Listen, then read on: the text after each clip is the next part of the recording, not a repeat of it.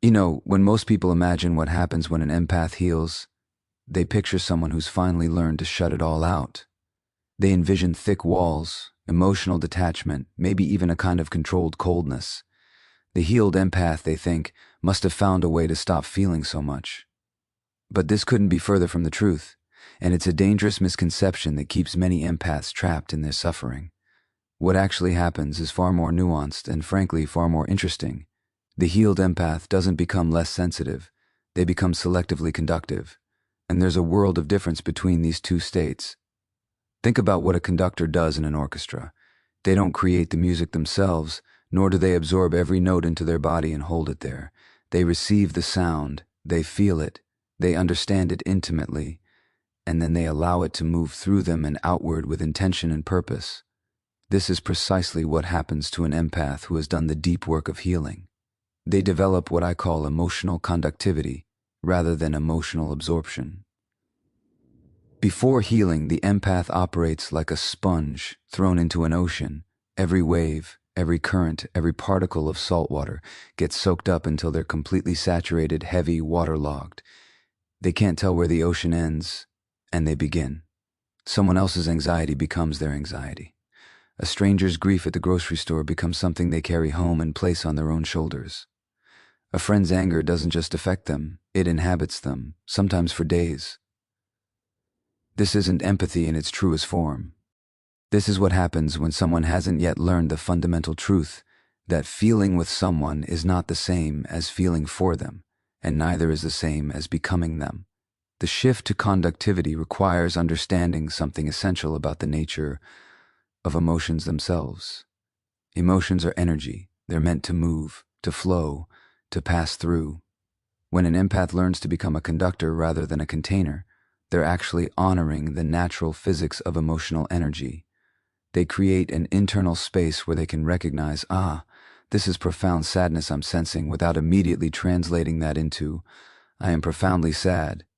This distinction might sound subtle, but it's revolutionary in practice.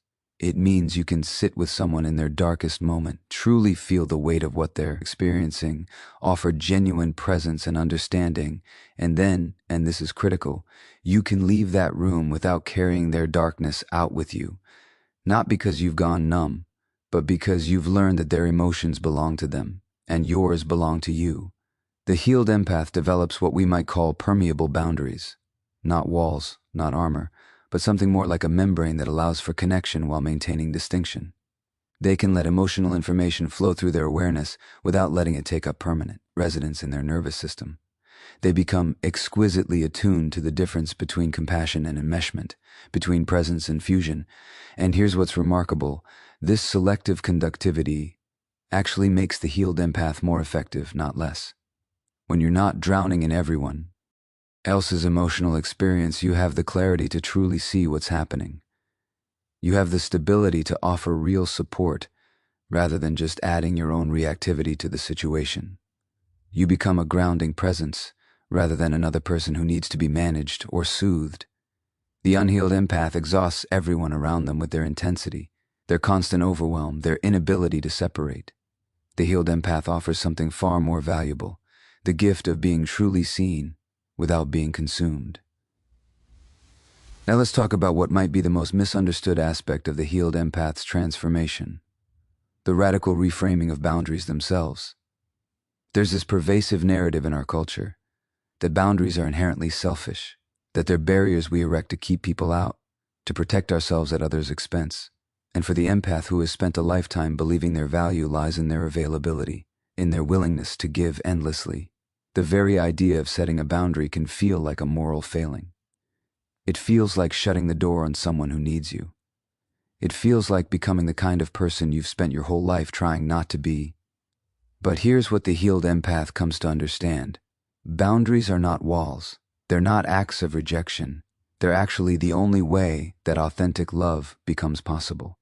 Think about it from a physiological perspective for a moment. Your body has boundaries. Your skin, your cellular membranes, your immune system. These boundaries don't exist to isolate you from the world. They exist so that you can engage with the world without being destroyed by it. Your skin allows you to feel the warmth, of the sun without being burned to a crisp. Your immune system allows you to coexist with bacteria without being consumed by infection. The boundary is what makes relationship possible, not what prevents it. The same is true emotionally and psychologically.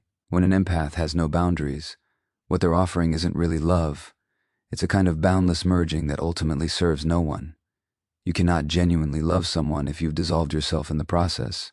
You cannot offer real support from a place of depletion and resentment. And make no mistake, the boundaryless empath always eventually arrives at resentment. How could they not? They're giving from an empty cup, overriding their own needs, silencing their own truth, and then feeling bitter when others don't recognize their sacrifice. The healed empath recognizes this pattern for what it is, not love, but a complex adaptation to early relational trauma.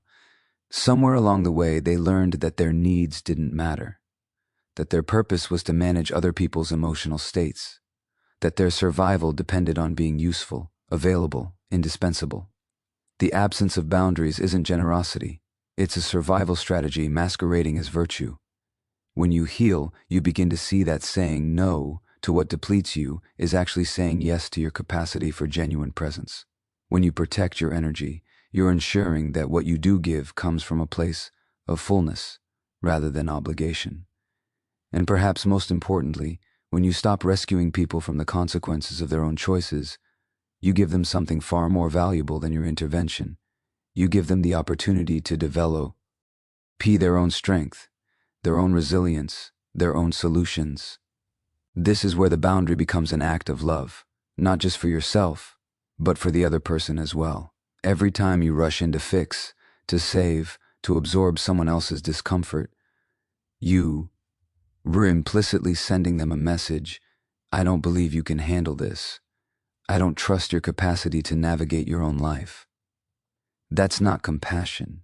That's a subtle form of control wrapped in the language of care. The healed empath learns to trust others with their own journeys. They learn that sometimes the most loving thing you can do is step back and let someone struggle, let someone feel their feelings, let someone figure it out on their own, not from a place of coldness or indifference, but from a deep respect for that person's autonomy and developmental process. And here's the paradox. When you stop being available for everything, you become truly available for what matters. When you stop saying yes to everything, your yes actually means something.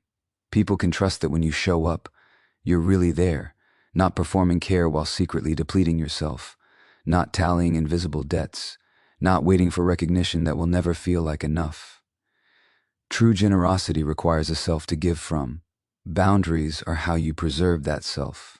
Leaves the audience with something to 11:26 a.m. This brings us to perhaps the most painful identity to release on the healing journey, the role of the martyr, the perpetual wounded healer, the one who finds purpose in suffering alongside others. There's something seductive about this identity, isn't there? It gives meaning to pain. It transforms personal struggle into a kind of credential, a badge of authenticity. I understand your suffering because I'm suffering too. I can help you because I know what it's like to be broken. And in a culture that often mistakes trauma for depth and exhaustion for dedication, this martyrdom can even be celebrated, rewarded, held up as the highest form of service. But let me be clear, this is not healing. This is trauma bonding dressed up as purpose. The unhealed empath often builds their entire sense of worth on their capacity to rescue, to fix, to carry what others cannot carry themselves. They become addicted to being needed because somewhere deep in their psyche, they've internalized the belief that they have no inherent value, that they must earn their place in the world through constant service, through perpetual self-sacrifice. They confuse their worth with their usefulness, their identity with their function. And here's what makes this pattern so insidious.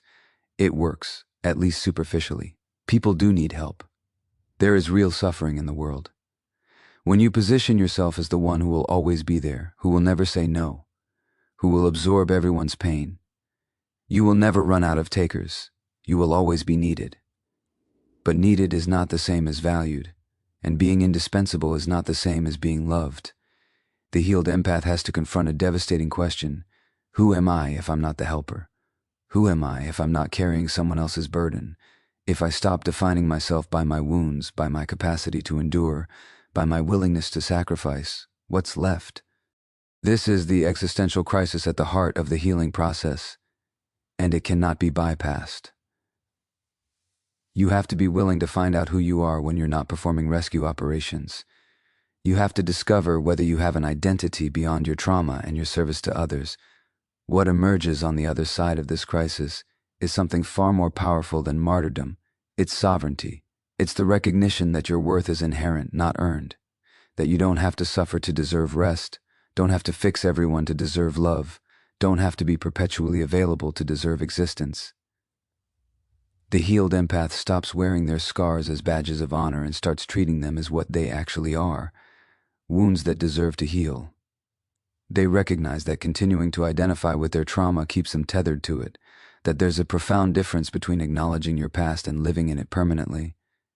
And this shift, from martyrdom to empowerment, actually makes you more effective in the world, not less. When you model self-respect, when you demonstrate that healing is possible, when you show people what it looks like to honor your own needs while still caring for others, you give them permission to do the same. You become a living example of integration rather than a cautionary tale of depletion. The martyr says, "Look how much I can endure." The empowered empath says, "Look what becomes possible when you stop abandoning yourself." There's a reason airplane safety instructions tell you to put on your own oxygen mask first. It's not selfishness, it's physics. You cannot give what you don't have. You cannot model wholeness while fragmenting yours. And you cannot truly serve others from a place of self-abandonment. The healed empath understands this at a cellular level. They stop confusing self-sacrifice with love and start recognizing it for what it often is, an unconscious repetition of early relational patterns where their needs were consistently subordinated to others. They break the cycle not by becoming selfish, but by becoming whole. Your healing is not something you do in spite of your desire to help others. It's the most important contribution you can make. Once the empath has released the need to be everything to everyone, something remarkable happens. They develop discernment, and this might be the most practical, day-to-day transformation of the healing journey. Before healing, the empath operates in a state of what I call emotional democracy. Every feeling gets equal weight. Every person's need feels equally urgent. Every situation demands immediate attention. There's no hierarchy, no filtering system, no inner compass that says this matters and this doesn't. It's all just an overwhelming flood of input with no way to prioritize or process. This is exhausting, of course, but it's also something deeper.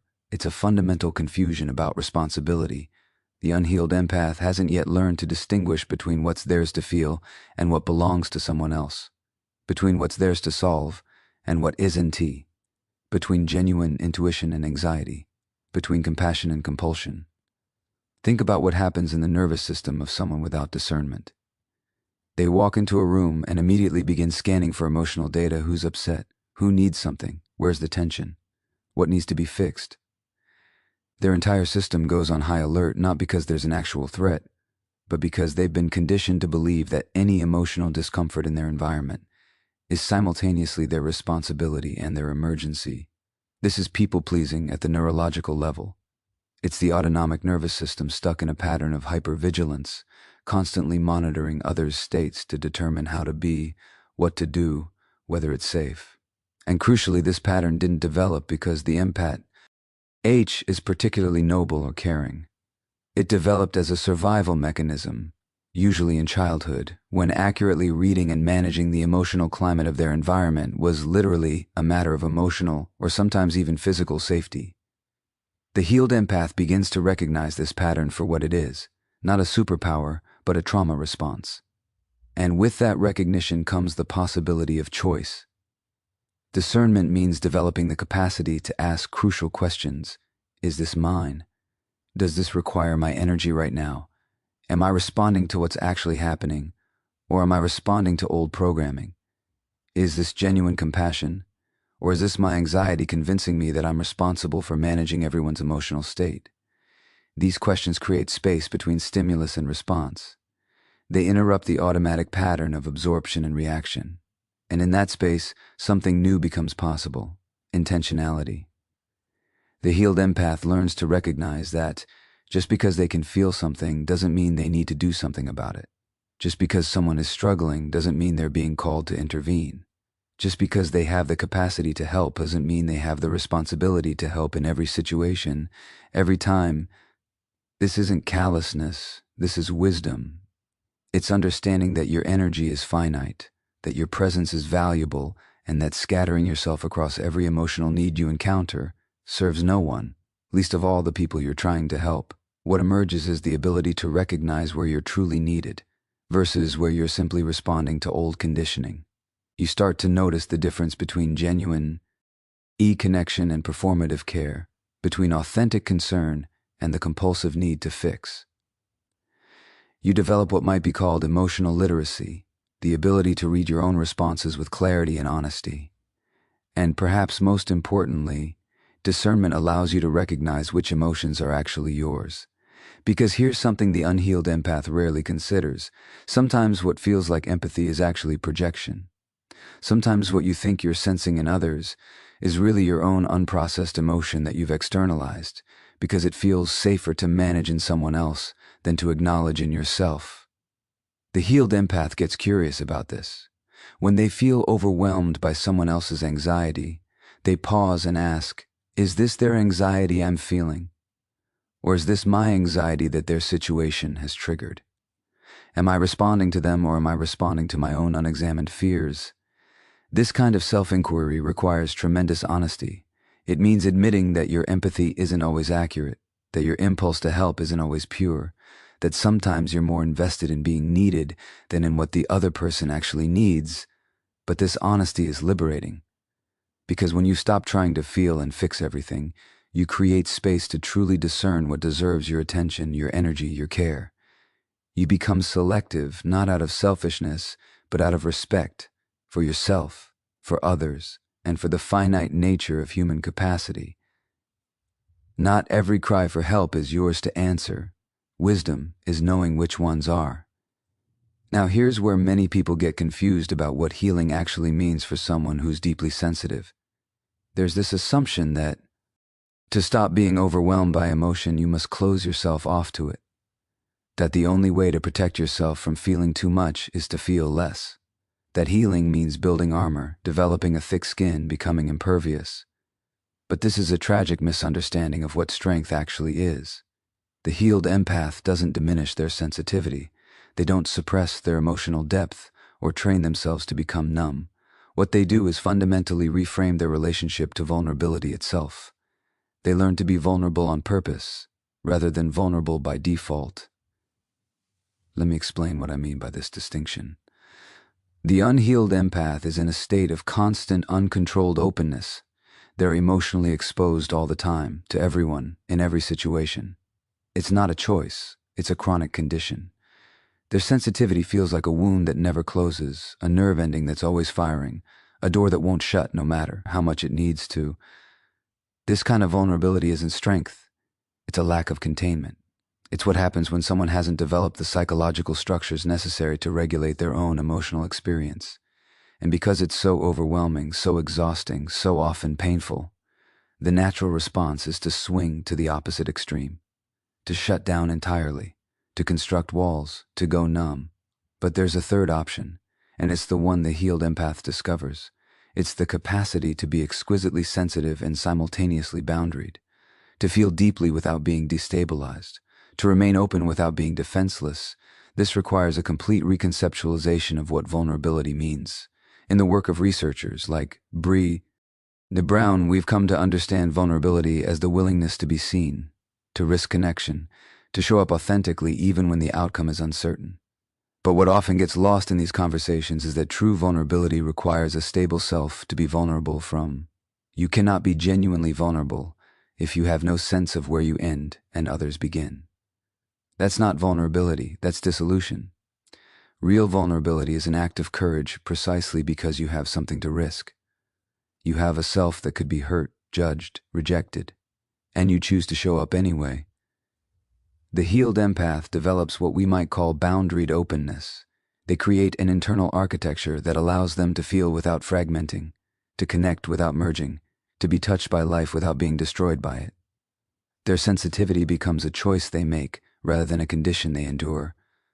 And this is where the real power emerges. When you're vulnerable intentionally, you get to decide when, where, how, and with whom you open yourself. You're no longer at the mercy of every emotional current that passes through your environment. You can choose to lean into deep feeling in contexts where it serves you and others, and you can choose to maintain appropriate distance in situations where that level of openness would be harmful or inappropriate. This is what emotional maturity actually looks like for the sensitive person. It's not about becoming less sensitive. It's about becoming more sovereign in your sensitivity. Think about it in terms of physical strength. A strong person isn't someone who's rigid, who can't bend, who's inflexible. That's brittleness, not strength. True strength includes flexibility, adaptability, resilience. You can absorb impact without shattering. You can bend without breaking. You can be soft in some moments and firm in others, depending on what the situation requires. The same is true emotionally. The healed empath develops emotional strength not by armoring up, but by becoming more flexible, more resilient, more capable of modulating their responses. They can be tender without being fragile. They can be open without being overwhelmed. They can feel everything and still maintain their center. This also means they stop treating their sensitivity as a liability and start recognizing it as one of their greatest assets, when it's properly contained and directed. Deep feeling becomes a source of wisdom, of insight, of connection, rather than a constant source of pain and depletion. But here's the crucial part. This kind of boundaried vulnerability requires ongoing practice and self-awareness. It means continually checking in with yourself, noticing when you're slipping into old patterns of unlimited openness, recognizing when you need to pull back and resource yourself. It means developing what's sometimes called titration, the ability to dose your exposure to intense emotion, to let in what you can handle and metabolize rather than flooding yourself constantly. The healed empath becomes a master of their own nervous system. They learn what regulates them, what dysregulates them, what they need to return to baseline after deep emotional work. They develop practices, rituals, boundaries that protect their capacity to feel without being consumed by feeling. And paradoxically, this containment actually allows for deeper vulnerability, not less. When you know you can regulate yourself, when you trust your own resilience, when you have structures in place to support you, you can afford to open yourself more fully in the moments and relationships where that's appropriate. You're not in constant self-protection mode because you've created conditions where protection and openness can coexist. The armor was never the answer. Learning when to open and when to close is. And now we arrive at what might be the most counterintuitive transformation of all. The healed empath stops trying to save people. I know this sounds almost heretical, especially in a culture that valorizes helpers and fixers and people who dedicate themselves to alleviating others' suffering. But stay with me here, because what replaces the savior complex is something far more profound and ultimately far more helpful. The unhealed empath operates from what I call the fixing impulse. Someone shares a problem, and immediately the empath goes into solution mode. Someone expresses pain, and the empath rushes in to take it away. Someone is struggling, and the empath believes their job is to struggle for them, to carry what feels too heavy, to solve what feels unsolvable. This seems compassionate on the surface. But if we look deeper, we have to ask, whose needs are actually being met in this dynamic? Because here's what the unhealed empath rarely admits. Even to themselves, the compulsion to fix others is often about managing their own discomfort with witnessing suffering. It's about the anxiety that arises when you can't make everything okay. It's about the deep, often unconscious belief that you're responsible for other people's emotional states. And if they're not okay, then you've failed somehow. This isn't really about the other person at all. It's about you. It's about your need to feel effective, needed, valuable. It's about your inability to sit with the discomfort of not having the answer, not being able to make it better, not being in control. And more importantly, when you rush in to fix, to save, to do the work for someone else, you're operating from a fundamental lack of respect for that person's process, their autonomy, their capacity. You're essentially saying, I don't trust you to handle this. I don't believe you can find your own way. I need to do it for you. This is disempowering even when it's well-intentioned. It keeps people dependent. It prevents them from developing their own resources, their own resilience, their own solutions. And it creates a dynamic where you become indispensable, not because you're genuinely helpful, but because you've made yourself the intermediary between someone and their own power. The healed empath recognizes this pattern and makes a radical shift. Instead of jumping in to fix, they learn to hold space. Instead of providing answers, they ask questions that help the other person access their own wisdom. Instead of rescuing, they become what I call a mirror, reflecting back to people their own strength, their own capacity, their own potential. This is much harder than fixing. It requires you to tolerate the discomfort of watching someone struggle when you could intervene. It requires faith in other people's developmental process, even when that process is messy and painful. It requires you to relinquish control and trust that people are capable of our own transformation. But this is where real healing happens, not in your intervention, but in someone's discovery of their own agency. Think about the difference between these two approaches. The fixer says, "Here's what you should do. Let me handle this for you. I'll make it better." The mirror says, "What do you think you need? What's becoming clear to you? What would it look like if you trusted yourself here?" The fixer centers themselves in the other person's story. The mirror deflects attention back to where it belongs, to the person who's actually living the experience. And here's what's remarkable. When you stop doing the work for people, they often surprise you. They find resources you didn't know they had. They discover solutions you never would have thought of. They prove themselves more capable than you gave them credit for. Because you created space for their own emergence, instead of crowding that space with your need to be helpful. This doesn't mean the healed empath becomes passive or indifferent. It means they become discerning about when intervention actually serves and when it infantilizes. It means they understand that sometimes the most loving thing you can do is step back and trust someone with their own life. There's a concept in therapy called non-anxious presence, the ability to be with someone in their struggle without becoming activated by it, without needing to make it go away, without taking it on as your own emergency. This is what the healed empath offers. They can sit with intensity, with uncertainty, with pain, without rushing to resolve it. They trust the process, they trust the person, and they trust that their role isn't to provide rescue, but to provide witness. This is actually a more mature form of compassion. It's compassion that respects autonomy. It's compassion that believes in people's capacity for their own healing. It's compassion that understands that struggle is often the crucible of growth, and that protecting people from all discomfort is actually protecting them from development. The healed empath learns to ask themselves, am I helping this person, or am I helping myself feel less anxious about this person's struggle? Am I responding to what they're actually asking for, or am I responding to my own compulsion to fix? Will my intervention genuinely serve their growth, or will it keep them dependent on me? These are uncomfortable questions. They require brutal honesty about your motivations, but they're essential if you want to move from savior to mirror, from fixer to facilitator. And in making this shift, something profound happens. People start coming to you not because you'll solve their problems, but because you help them access their own problem-solving capacity. Not because you'll carry their burdens, but because you remind them of their own strength. Not because you have all the answers, but because you ask the questions that help them find their own. The healed empath becomes a catalyst for other people's empowerment rather than an obstacle to it. Your job was never to save anyone. It was to help them remember they can save themselves.